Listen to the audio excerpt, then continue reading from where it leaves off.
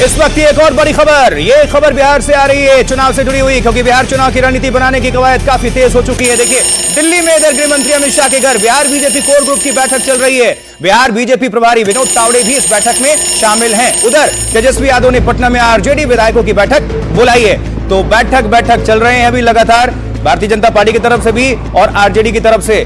बिहार में चुनाव है, तभी ये वैचारिक तनाव है, किसकी होगी शह, किसकी होगी मात, यह बिहार की जनता को तय करना है। लेकिन इसके पहले सभी अपनी तरफ से हर एक रणनीति पर काम कर रहे हैं। तो इस वक्त ये बड़ी खबर, बिहार चुनाव की रणनीति बनाने की कवायद काफी तेज।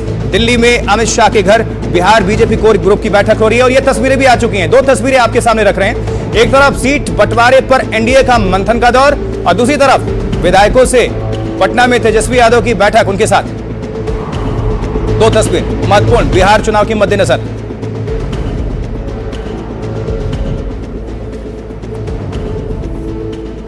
बीजेपी का अगला रण बिहार, लेकिन रणनीति दिल्ली में तैयार।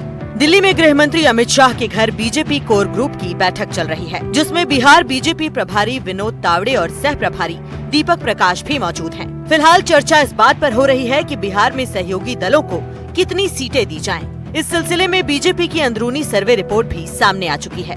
इस बैठक में चुनाव आयोग की मुहिम स्पेशल इंटेंसिव रिवीजन और राहुल गांधी की वोटर अधिकार यात्रा के असर की भी समीक्षा होगी और उसी हिसाब से रणनीति तैयार की जाएगी। इस बीच प्रधानमंत्री की माताजी के लिए कहे गए अपशब्दों का मुद्दा भी गरमाए रहने के आसार हैं। इन्हीं परिस्थितियों के बीच पटना में तेजस्वी यादव ने भी आज आरजेडी विधायकों की बैठक बुलाई है। माना जा रहा है कि महागठबंधन में सहयोगी दलों के बीच सीटों के बंटवारे पर तेजस्वी अपने विधायकों की राय लेंगे। प्रशांत किशोर ने एक अहम ऐलान कर दिया है, वो अपनी जनसुराज पार्टी के टिकट पर रोहतास की करगहर सीट से चुनाव लड़ेंगे।